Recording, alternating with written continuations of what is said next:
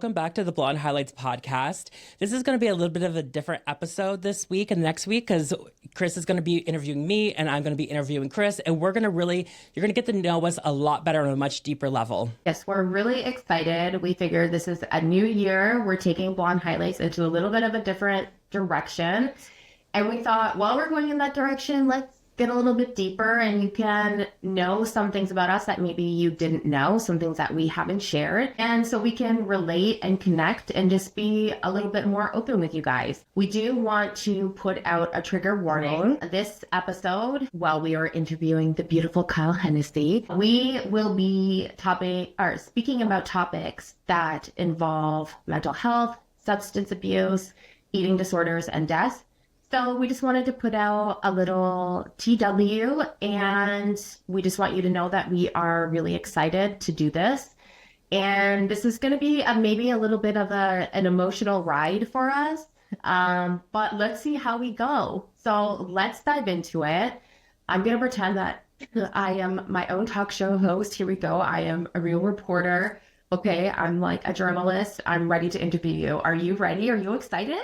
I'm excited. I'm ready to go. Okay, you're in my hot seat. Okay, so let's get real deep. How did you get into doing hair? Okay, so we thought we would start with career stuff first. So basically, it's a really interesting story how I started doing hair because I was a freshman in high school and I was obsessed with drafting and I wanted to be an architect. And so I left my high school to go for my sophomore year for computer-aided drafting and in a program where you had to check out the different labs in this tech school. And so I started drafting and I just kind of fucking hated it. And so I had to test out other programs for the rest of the year. And somehow I ended up in the cosmetology lab because I was like, okay, well, that would just be fun with the girls. Because it was a rough school. And so I ended up falling in love with it so much. And I never thought that that's what I would want to do. But I always was like braiding friends' hair. And I was always styling my younger sister's hair and helping my mom with her hair. And it just worked out perfect. And so I started beauty school technically my junior year of high school, but I was in the lab for half of my sophomore year as well. And then I got my cosmetology license at 17 years old. Wow. Damn, she was an early starter. So How did that lead to you getting your start in LA? Well, okay, so here's what happened first. So I was assisting in a salon in my hometown, and it was called Friends Beauty Salon. And it was real country, little baby Kyle in there. Like, I was still showing sheep at the county fair. Like, I was a senior in high school working at a salon, basically. I did like my prom date's hair. It was just so crazy. But anyways, so I left my hometown, like partially into my freshman year of high school or freshman year of college where I was studying business. I was just like, I need more than this. Like, this isn't enough for me. And not that there's something wrong with there. I just needed to like spread my wings and I needed to get out of there. And it was such a rough period for me for being such a feminine young boy. And it was just a very redneck country. I don't know that it was a safe place either, but I just knew that I always dreamed of being a cool city kid. And so I just knew that like getting an education, I could get into college. And so that was part of it. I one day just applied for master cuts and like a mall in Columbus. I did not tell anybody. I got a phone call from this guy that's still my friend to this day. And he was like, would you be interested? And I'm like, here's the thing is I still live in Zanesville. And so it was a 70-mile drive each way. Yes. So I was a full-time college student and I took a job 70 miles away from where I lived. Oh my God. Yes. You would do something like that. Yes. But it was just magical. And it took me out of my hometown. And then eventually I was able to move. And then I was able to transfer colleges to Columbus. And I was able to really work in that world. And then so that led me to eventually switching to a JCPenney salon.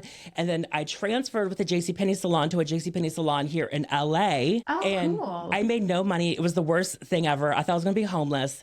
And so from there, I got a job at Ulta Beauty. And I'm just saying all this because I want young hairstylists that are listening to this to know that we start from humble beginnings. You know, we always don't go straight into the celebrity ran salon or the big name. We have to start from the ground up. And I learned how to really work fast. I learned how to like take a lot of shit. And then I was one of the original employees of Dry Bar, which is like a blow dry bar. It's now a national chain. And so I really learned how to like work fast, and it just opened me up into a whole other level of doing hair. I bet. I love Dry Bar, by the way. I used to get my blowouts there all the time. So from Dry Bar, how did you get into doing celebrity hair? Okay. Well, this is an interesting story. So back to Columbus, Ohio, I had met this girl on a bench smoking a cig outside of like the mall where I worked. And she was like a model in Columbus. And mind you, like Victoria's Secrets and the Limited and all that space there. But this was like very amateur kind of modeling and whatever. And so she was like, we're going to do this big photo shoot. And it's like a trade. There's going to be hairstylists, makeup artists, models, photographers, and we're all just going to work and build portfolios. And I was just like blown away. I was like, this is so freaking cool. So that led into me doing nightclub hair. And mind you, this is like 2007, 2008, 2009, 2010. And so I started doing hair and like these nightclubs, like Boma nightclub, Sugar and Spice. And what would happen is it would be these like models. And a lot of times it was sponsored by like Bacardi or something like that. And the models would be fully naked, like a nude thong on, no top, maybe some pasties over the nipples, airbrushed head to toe, and Bacardi symbols and stuff. And the guy who ran this stuff, he would let me do the biggest, craziest, wildest hairstyles. And then what was interesting is they would be hosted by like random reality stars like Tila Tequila or like some people from Rock of Love and all of those shows. And so that was kind of like an entry in a very small way. And then I moved to LA. And I randomly met this girl when she came into the place I was working and needed an emergency fix of her hair. We hit it off. We turned out that we had mutual friends back in Ohio, whatever. And she was like, I'm having this birthday party at Dre's nightclub by the beach and by the pool. And mind you, I'm 20 years old, so I really can't even be in there. But I go up to the top. The girls from the hills are there. There's all these people there. And I meet this. Oh, my God. Yeah. And I meet this girl who worked for a magazine. And we were chatting and whatever. And I told her about what I had done in Columbus with the stuff. And I had a portfolio. And I would love to rebuild and do more stuff like that here. And I never imagined like even celebrities. But I just thought, you know, so one day she calls me because I told her, if anyone ever cancels, I'll be ready to go. And so one day she calls me and she says, the hairstylist just canceled. We're at a shoot in Malibu. Can you make it? I called off work, got to Malibu, did hair for the shoot. It was a full spread in a magazine that was published. And that actress, she was on a big TV show at the time. That actress is still my client to this day, 15 years later, and is close. And so that was my entry point because it really gave me some credibility. I had work published. And then from there, the magazine trusted me, the other people trusted me. And so I was able to turn that in to so many other things. And I worked with a girl that was on American Idol after that. And then a friend of mine, her name's Katie Tiz. I was, friends with her. I had blown out her hair, styled it, whatever. And one day, and she was a musician. And one day I was at a cookout. And I walked into the house to grab more like burgers or something like that. And the TV was on. It was like that Music Choice, like TV where the music's playing. And it was her on the TV, her song playing. And it was one of those moments from a movie. And I called her and I was just like, oh my God, I hear you. And I'm like, do you hear it? And she was screaming. I was screaming. And she was like, just get ready. Get ready because we're about to be booked and busy nonstop. And we hustled that for 2 years straight. Her first big song was called The Big Bang. I can't sing it, but I'm sure people know it. It's on a lot of commercials, a lot of things like that. And then the other song was Whistle While You Work It. And so I did hair for like the music video for Whistle While You Work It. I did hair for all of the appearances. We did gay clubs. We did music festivals. We did everything. And so that really opened me up into this level of hair at such a young age. Wow. That's so cool. It's really cool that you weren't trying, it just kind of fell into your lap. Like it was one of those things where it was like someone missed the opportunity and you were just right there in the ready to take it. And that's something that I learned from Miss Wendy Williams. Because she always said, I haven't no one come in to sub for me if I'm sick. She's like, because they're going to steal my spot. She said, everything I've ever gotten is because somebody else fumbled the ball and I came in at the last minute to fix it. And it's so true. That's exactly how my career has taken off, is that reliability and being ready, you know, for the call to like come do this. And that's amazing. Yeah. So during your career and your startup and all of that, were there any major obstacles that you had to overcome? I do think that being so young and was a big obstacle, because I looked like I was 12 years old. They were like, what is this 12-year-old doing? And mind you, I was literally like, doing? Yes, I'm literally like 20, 21, just graduated high school, and I'm here doing this. And the other obstacle, I think, is because I had a little bit of an accent, you know. I still to this day, like I go to say an Irish, like I'm like Arn or Ol, you know, I can't pronounce certain words, but I had much more of a country accent. And there was a lot of like murmuring of like white trash and like things like that. And I think that that was something that I had to overcome. And really, it took me a long time to be okay with that, you know, because I think it made me ashamed for a minute. And I really hate that I felt that way. Which is sad, because a Southern accent is so cute and charming. Yeah, but it's not a Southern accent. It's like a Appalachian, like country, Southern Ohio, West Virginia kind of like accent. Okay. It's more of a dialect, I guess. And then I think another obstacle was just like hard to handle people. You know, this is a whole other level of people. And I was thrown into like Hollywood, like in Beverly Hills people, and people that were difficult, and there was people that were mean on purpose, and there was a lot to overcome with that. And I think the other thing was the extreme competitiveness of the hair industry in LA. I always like to say it's the Olympics of hair. People come from all over the world to do hair here, so there was a lot of competition, especially when it came into doing the freelance work and like working with celebrities and things like that. It was tough competition. People tried to sabotage me, drama. There was all sorts of things that happened, and it really discouraged me, and it kind of forced me to want to be more in the salon versus doing all of the freelance work that I was doing. So working with celebrities then, what is your craziest celebrity story? You know, I was trying to think of what my craziest story would be, because there is, okay, so there was a funny moment once where I was like working at this job, and I was in the back room, and I was like eating a slice of pizza, and like this actress had to be like snuck out the back door because the paparazzi were so crazy out front. And as the door opened in the back, I was sitting on a bar stool eating a slice of pizza, and there was like paparazzi like swarmed the door. And so, yes, so I was in the background of this actress, like all hunched over on the bar stool, like eating a slice of pizza. Oh my God, stop. But I will say that— You're like, don't look at me. Yes. Ew. But I will say the craziest moments have been doing hair in award shows, because it is so surreal. It is so surreal when you're on that red carpet with a star, like, you know what I mean? You're like, what do you mean Diana Ross is behind me? What do you mean that Fergie just walked by, or this person, you know, and then I was backstage, and then, you know what I mean? Ariana Grande, she has her team coming by. You have Selena Gomez in the elevator. And like, it was a moment where it was like not real life, because it was crazy. Yeah. So far from removed from reality. How do you not lose your shit though? Because I feel like I'm not cool enough to not have a moment where, I mean, I feel like maybe because you're working, you can't, but I feel like I would be so excited to see a celebrity, like an A-lister right in front of me that I really liked. I feel like I would have a hard time not fangirling. I'm just not cool like that.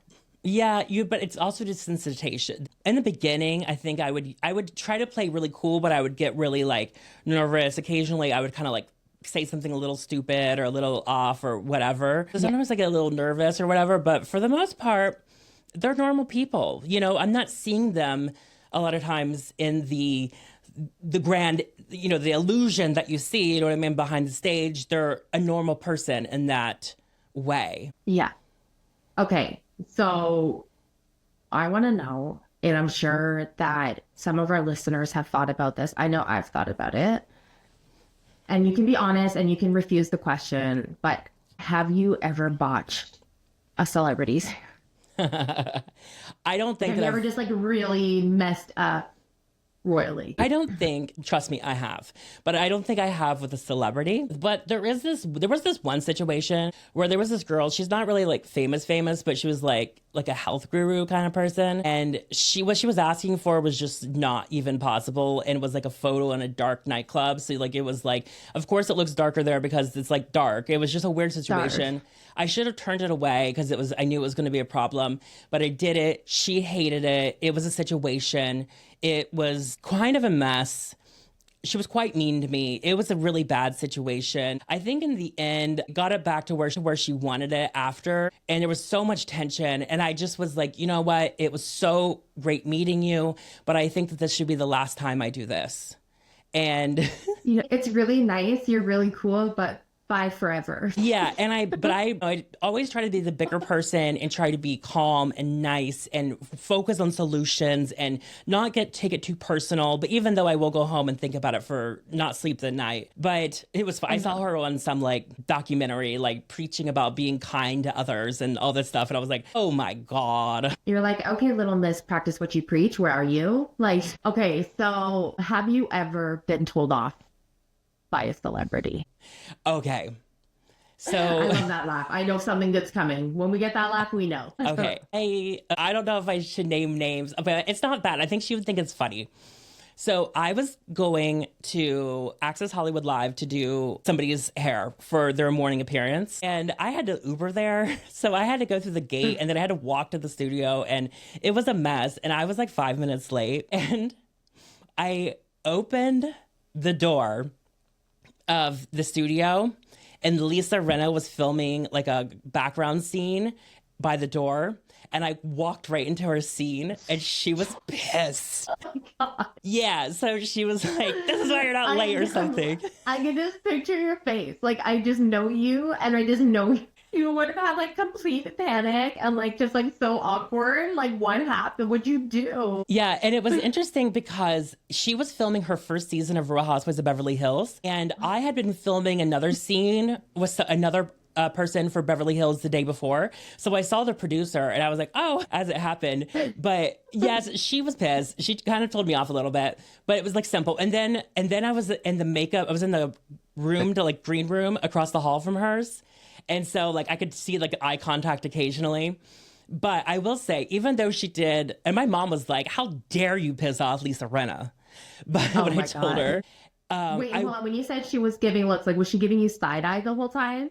Kind of. I was just intimidated a little. God. But Stop. But I will say this, even though she's told me off or whatever, she was so sweet to everybody. She was like on that set and she was like the cameraman. She was like, hey, how's Sarah doing? And what's the kids doing? And like she knew everybody by name. She knew people's spouses. She knew everyone. And I was like, that's how you work in Hollywood right there. Yeah. Except for don't walk on her set when she. No. Yes. You're like, in Mean Girls when they deliver all the candygrams, it's like she's giving everybody the candygram and like none for you, Kyle. It's giving that vibe. Yes. Okay, so we know you're a celebrity hairstylist, duh, but you've also entered the world stand-up comedy. You're a natural comedian. I've seen you do your stand-up. If you haven't heard on our previous episodes, Kyle threw me through the loop. Like, she is so freaking funny when she does her stand-up. Not that you're not funny or that I didn't think that, but seeing that actual side of you where you just come alive and transform into this on-stage presence was surreal for me. So what led you to start stand-up comedy? Okay, so it goes back to when I was in college, and I always wanted to be an entertainer, or even before that, I always wanted to be an entertainer. I always was obsessed with Hollywood, always wanted to be on TV in some way. I can't sing. The acting, I don't know if it was that great or not. You know what I mean? I can't dance. I would have loved to have been a rock star, but she can't sing. But anyways, yeah, I got involved in comedy, and then I was very inspired by Kathy Griffin's My Life on the D-List, and I was always inspired by cool city people from where I grew up. You know, it was such a small, tiny little town. It was so different. And so I was really inspired by her. And I remember telling my friends in college, I was like, I'm moving to LA and I'm going to be like Kathy Griffin. And I was so obsessed with becoming like a comedian and things like that. But then I came to LA. At first, I couldn't afford classes at Groundlings, but I was going to. And then the hair world took off. And I took out a back seat, and I tried to be a reality star doing hair. You know, she was in castings all the time for makeover shows. She has appeared on so many reality shows on Bravo and different shows doing stupid stuff or like doing hair. And I was on a vacation in Mykonos, and I had been in LA for like 10 years at this point. And I was just like, I need more. I need to do something else. I need this. There's this creativity inside me. There's this writing that I like to do. There's this performer that I've always wanted to be like, and I got to take this opportunity. I was turning 30 soon, and I was just like, I just need to do it. So I was in Mykonos, and I remember being alone, like on the side of some cliff by the ocean. And I was just like, what do I do now? I would just sit there for days. Like, what do I do next? What's next? And then I was just like, I literally booked a comedy class at the Second City while I was at this beach in Mykonos. And when I flew back to LA, I started 2 days after I got back. And so that was the beginning of it. That's amazing. I love that you just had that like beautiful reflective moment. Like I'm getting teary eyed just picturing you like out by that cliff, like finding yourself and then just coming back and diving right into it. But I mean, like you've been doing it for a while now. You've done different clubs. You've had some pretty big nights. So I'm excited to see where it's going to go over the next year. Yeah, the pandemic really held me back, but I think we're really jumping in this year with a lot of stuff. Okay, so let's take this down to a different level. Let's get one level deeper, right? So we did career, so now let's get a little personal. What kind of child were you?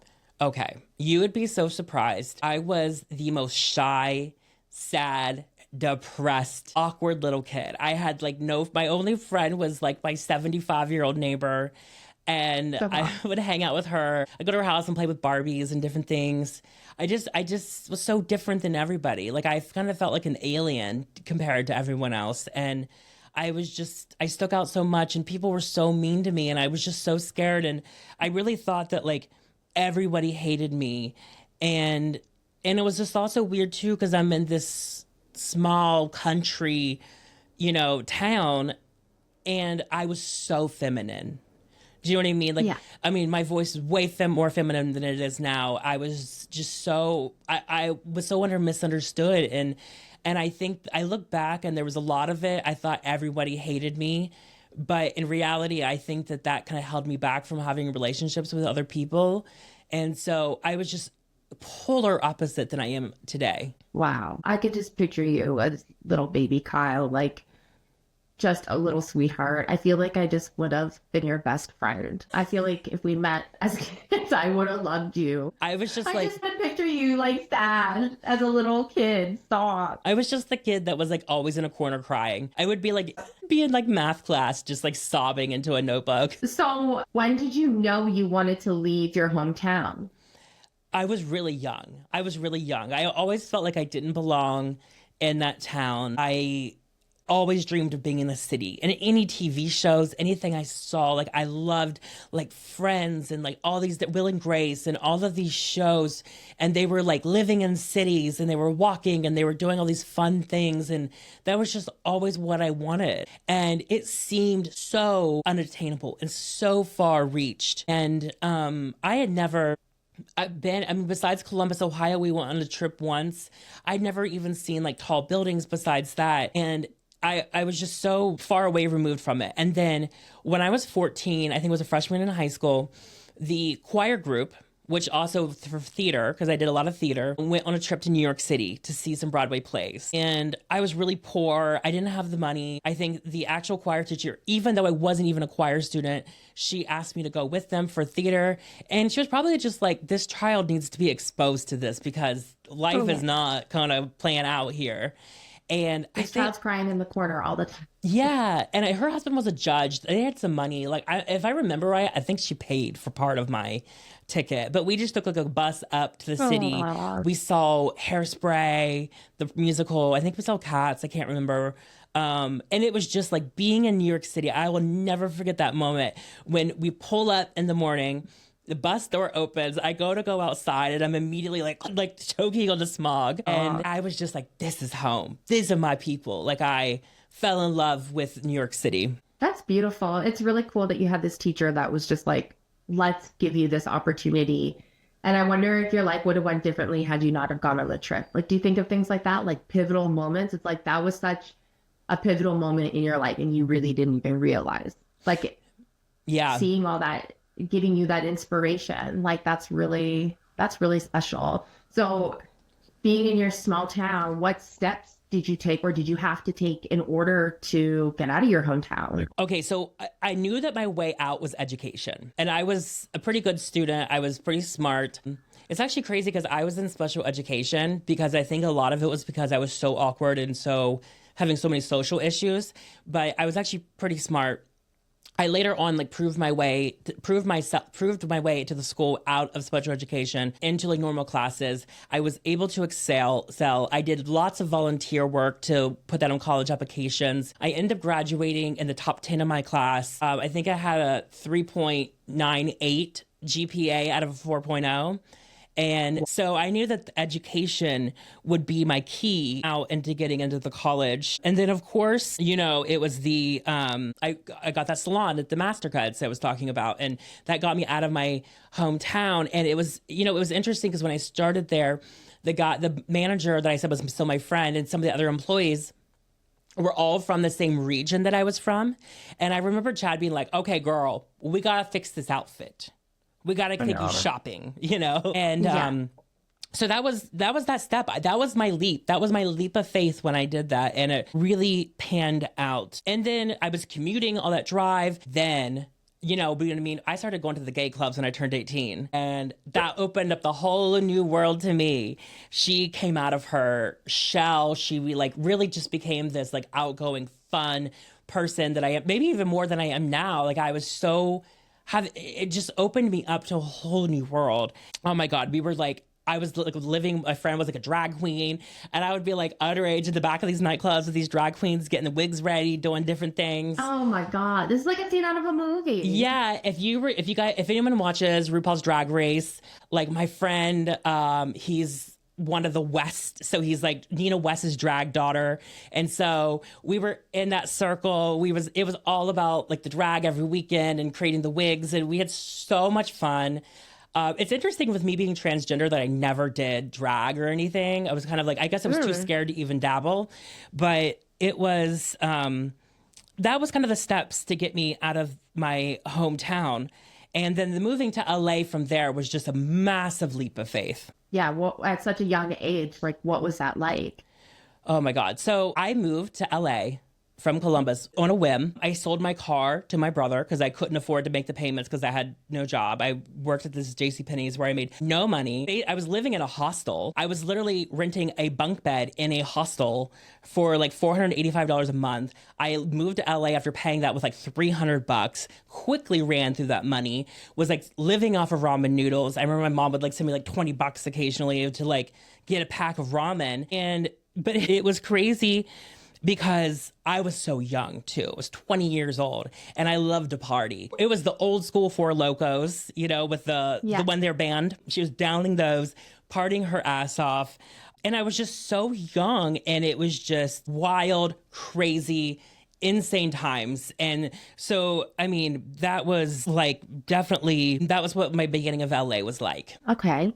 Yeah. And were there any obstacles that you had to overcome in your adult life or say when you moved to LA? Okay, so I will go in with the partying. The partying and everything I was always a little too wild. And at times, in hindsight, looking back, after a year after moving to LA and me partying and everything like that, my brother tragically died in a car accident. And I was very close with him. And in that mind, I'm I'm tough. I'm okay. This isn't affecting me at all. It's just I was sad, but I was just really pushing over that. And in hindsight, I can look and see that triggered me to very much spiral. Even the night that I got the phone call that he had passed, I went out to the club that night and got completely blacked out, wrecked. and I had to get on a plane in the middle of the night. So I was like, kept collapsing on the bathroom floor. My roommate had to like literally pack for me. They like got me into a shuttle to the airport. I passed out in the airport because I was so wasted. But I had, told the airline that like my brother had died and I was coming back for this airline. So they let me through because of the situation. And I passed out, and like the flight attendant came over and were like, we're leaving, and woke me up. No. And I got on the plane. Yeah. I literally remember hardly any of this. I landed in Columbus. I just reeked of booze and alcohol when I went to the hospital. It was gnarly, but I think that really, it triggered a lot of excess substance abuse that later on in life manifested into parts where it got a little out of hand at time. There was, a moment when I remember I was living in downtown by myself, and I was just downing bottles of wine. I would drink like 3 bottles of wine, and then I would go to the bathroom and just be throwing it up, and then just keep drinking more wine. And it was just like I had to numb it all and everything. And so there was periods where like the substance abuse got so out of hand. And this is, I've never really talked about it much, and I haven't really told, there's a couple people who knew, I remember there was one time where I texted a couple friends and I said, I just need you to know that like the drinking has gotten so out of hand and I'm just scared and I can't stop. And I really thought that was like going to be a rehab time for me. And I was able to grab myself and pull myself out of some pretty gnarly substance abuse problems. And I'm proud of myself because that's something I've really beat, and it's something that doesn't tempt me, but it was always a major issue in my life. And every so many years it would spiral out of control again. And I think most people really didn't know how bad it was, but some people knew like it was bad. And I can only imagine the security people from that building that I lived in during some of those times. And, and I think struggles that I've dealt with in adult life too is I really struggled with eating disorders. I'm quite large now, like heavier. But when I lost 150 pounds when I had first moved to Columbus, and I was very skinny. And then that manifested into some pretty gnarly eating disorders. And I think after I had cut out drinking for a little while, it manifested into me becoming very bulimic. And I was just throwing up everything I ate. It was gnarly. Like it was really wrecking me. And I struggled with bulimia up until a few years ago. And so that was something that I've really struggled with throughout adult life. And I mean, obviously now I've beat that, and I've went the other direction into binge eating. So that's a big issue that I've had. Obviously too, just self-hatred and insecurity and, dealing with gender dysphoria. And I can look back now that I've transitioned and I can realize that there was a lot of self-hatred because I knew that I was a woman and I was so scared to come out and I was so scared of everything. And so I was like, punishing myself. I was torturing myself through the drinking, through the eating disorders, through the self-hatred and everything. And looking back, I can see that was some of the biggest struggles of my life, and I was so tormented in the head. Yeah. Well, thank you for sharing all of that. That's really I'm glad that you're in such a better place now. And just even our years of friendship, I've been able to see how you have made that positive shift in your life. So I'm just really happy, as your friend, that you're in a much better place. But I also know that you now are struggling with chronic health and chronic pain. What is that like? How has that affected your life? Well, it started out, I guess it was my thyroid that started it out. And it started out, I just started to get really weak. And I will tell you, at this time, I was literally eating meal prep meals. I never went off the diet. Everything was calculated down to every little specific macro, nutrients and things like that. I was like dog food. It was like packaged food. I was just but I cooked it myself and meal prepped. And so, and I was very athletic too. There was days where I would go do Cycle House and do a, crazy, gnarly, tough cycle class, and then go to Barry's boot camp and do another insane class. And these are classes that a lot of people couldn't even do at the time, let alone I was doing them back to back. And I worked out every single day. So it really rocked my world. And I would hike mountains. I would do anything I wanted to. And it rocked my world when I started to get this chronic fatigue all the time. And I was just exhausted. And the pain throughout my entire body started to manifest. And then we found the thyroid stuff. And then we were, I've taken medication since then. But then that didn't really help much with the symptoms. But I guess it stops it from getting worse. And then I went into full blown fibromyalgia. And I still, we still wonder if there's like something else going on. I'm still seeing specialists. I see one today too. We're trying to figure this out. But it's been, like 6 years or so of really just, it rocked my world. It like took everything from me. It flipped my world upside down. And it's definitely been one of the hardest things that I've been through. But I do think though, it had started before the pandemic, but during the pandemic, it really gave me a time to be alone and to figure out what was going on. But so that's been a rough situation with the chronic health. And how did it, or how does it affect your work and your personal relationship? Well, okay, I've definitely lost clients because one, they're like, I was kind of miserable and I went from this happy-go-lucky person to this like miserable person all of a sudden. And then also I was like limping around. My body was just like not having it. And then after the pandemic, it had gotten so bad that I had to go down to working 1 day a week after something happened with it. And so, I just felt so alone. And because I really couldn't talk about it in a way, because I had gone down to working 1 day a week and I was struggling financially. And in my industry, my peers, they're buying BMWs and Mercedes and they're living at large and vacations and all this kind of stuff. And I lost my income. It went down to, just survival because I had to figure out the health stuff. And so that really just made me feel so alone. And I just not being able to talk about it because my industry is so competitive. So I couldn't announce defeat or say and really talk about it.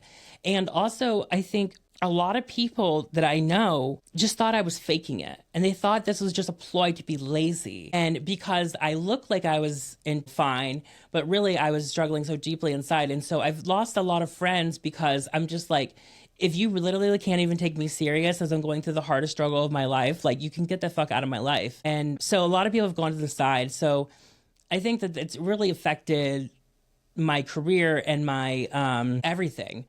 I just think it's so crazy to me that people would think that you're faking it and just as a ploy to be lazy, because you're like one of the most hustling, hardworking people that I know. Like I've never seen you allow yourself to really slow down and to be lazy. Like you are always hustling. So I can't imagine like this must have really affected your mental health. Yeah. Well, and the thing is that I think a lot of people think like, oh, it was just because you gained weight. That's why you're having these problems. But the problem started before the weight. And so I think that then that manifested in me just being like very sad in mental health. And I started binge eating and I started gaining weight, which really affected my mental health even more. And on one hand, it took me to some of the lowest points in my life. But on the other hand, it forced me to have unconditional love for myself because I had to become an advocate for myself and I had to fight for myself. And I had to learn to love myself even at my worst. I love that. And now getting into a different phase of your life, having, all the conversations about like having to fight for yourself and love yourself, like how did that fit into your transition? Like how did you 100% know that you were transgender? Okay, and so even with all of this going on. Yes. So I think that going through the health issues starting, that led me into just like, you know what? I don't really give an F what anyone thinks. Like it really forced me to this place. And I think everything happens for a reason. But it did force me into just like, I don't give a fuck what anyone thinks of me. But as far as how I knew I was transgender is that there's this thing called gender dysphoria. And it's basically like this self-hatred of like, anything of your assigned sex at birth or different things. And so I struggled with gender dysphoria from the earliest memories I have as a young child. And, I just thought it was so obvious to everybody. Also, I look back too, and just like, even when I had told my family, I was like, think about me as a child. You had 2 sons, me in the middle, and then 2 daughters. What did you treat me more like? What roles did I take on more in the family? And they were like, now that you think of it, you've always kind of been our daughter versus my brothers. And it was, so similar to my sisters. And, when things got rough in my family, I kind of took on a more maternal role for my sisters. And so it's one of those things where it's just always come very naturally to me. I've always only been friends with like women for the most part. I'm scared to death of men. You know, not that that's the thing, but it just was like such a feeling. I remember being a tiny child and just being so angry that I was a boy and just being like, I hate this. I hate this. And I would always be like, God made a mistake on me. And I had no clue what transgender was. I didn't know what any of that meant. I just knew that I felt like God made a mistake. And so there was always that in the background of me knowing it. And it was this constant thing of like, as soon as my mind would drift there, I'd be like, stop it, stop. Like I'd fight with myself in my head almost. And I remember as a kid, one time I went as like a prostitute, which for Halloween, and my cousin went as my pimp. And I was like 10 or something. I don't even know. It was the 90s. I wore my mom's like white fur coat and like, I had a long blonde wig, and I remember being so freaking happy, but I had to like hide it, like my happiness as far as just like having this wig. And oh my God, I would wear like mop head, you know, like the mops with like the fringe on both sides. Yeah. I would put that on my head and play with my hair. Oh my gosh. You know, I'll never forget the time that I saw you shopping for purses the first time. And I was like, this girl is in her element right now. But coming to the decision at 30, what was the vital factor in your decision to transition? Well, I think just like the health issues starting, I just didn't give a fuck what anyone thought.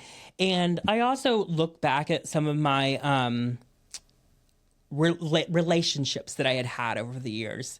And I could think about like what went wrong and what was happening. And I was so confused, and I've struggled with dating and relationships and things like that. And it was just because I look back and I think it was because I was in this role of a boy in this relationship, and it just never worked. You know, I could never give them like be living as a gay male in a relationship with a gay man. I couldn't give them what they needed, and they couldn't give me what I needed. And it was always this weird thing. And I look back and I can see that that's what the problem was, you know?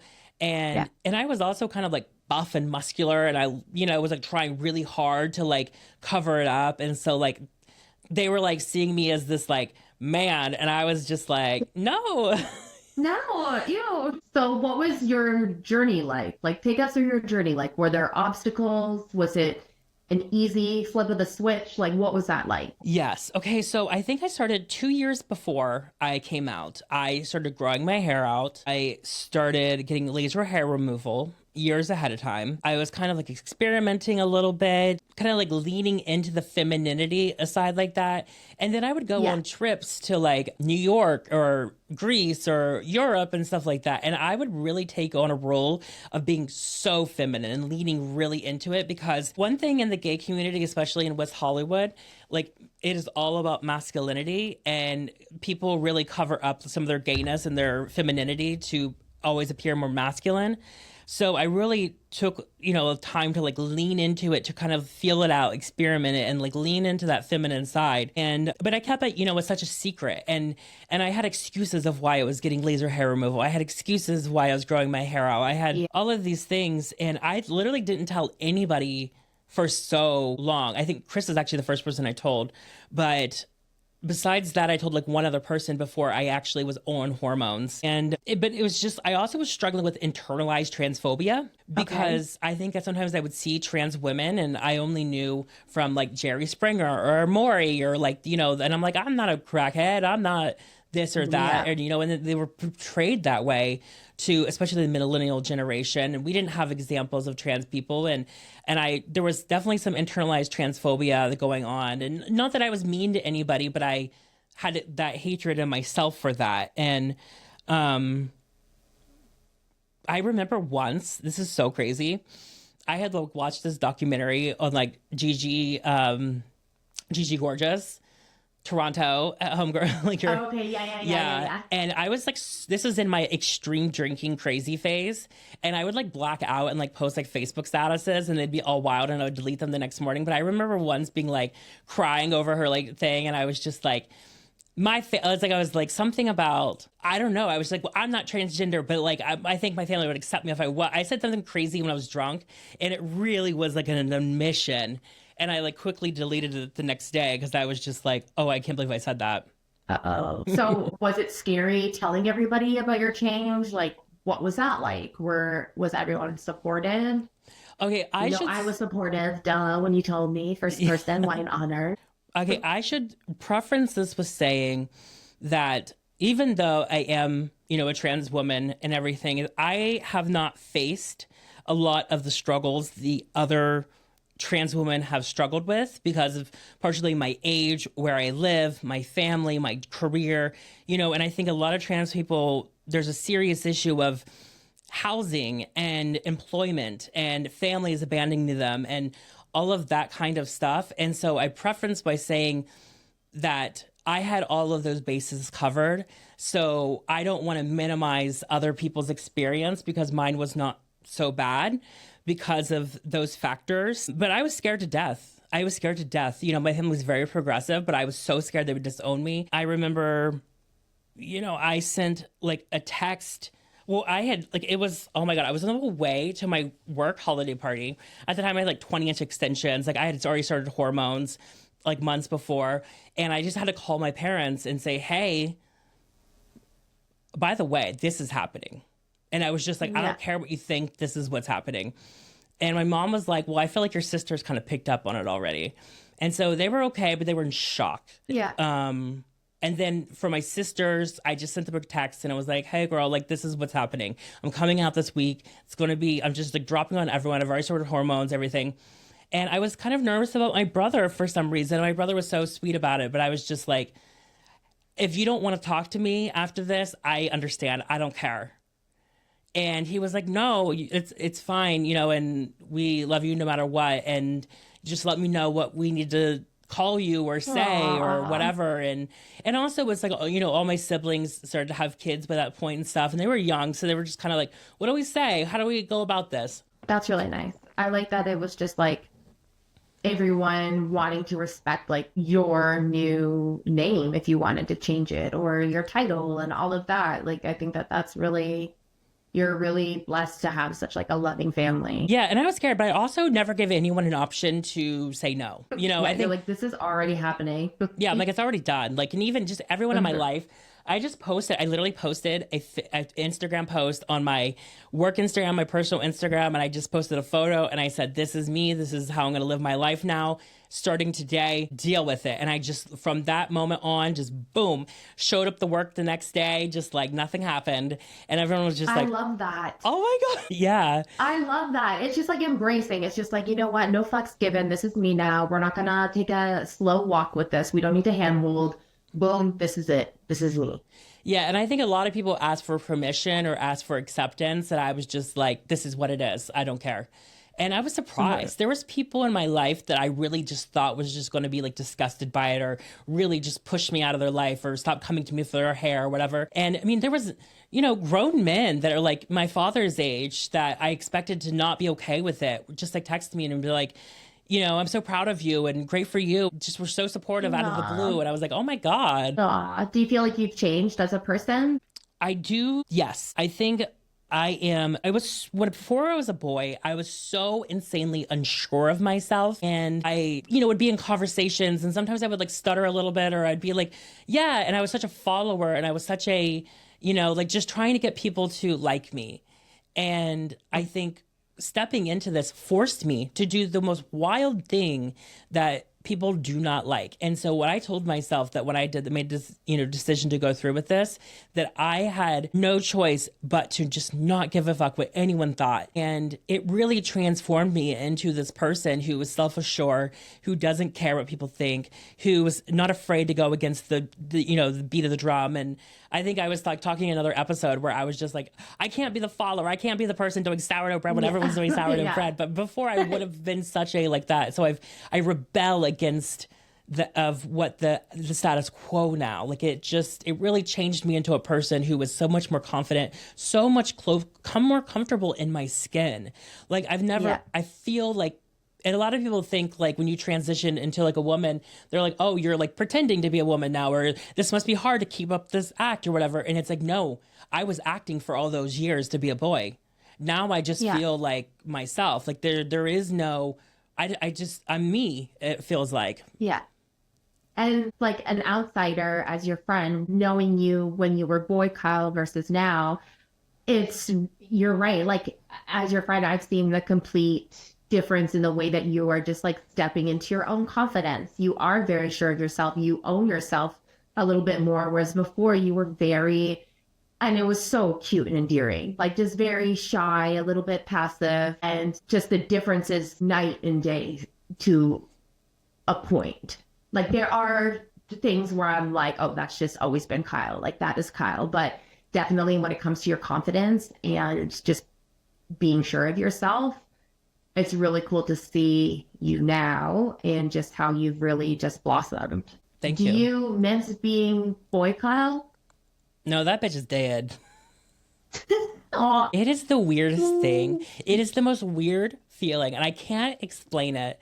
But like, you know how your phone shows the memories and stuff? Yes. And like these photos will pop up, and it's like me as this like masculine looking boy next to you or with other people, and it's just like they pop up, and I'm like, who the fuck is that? Who is that? I know.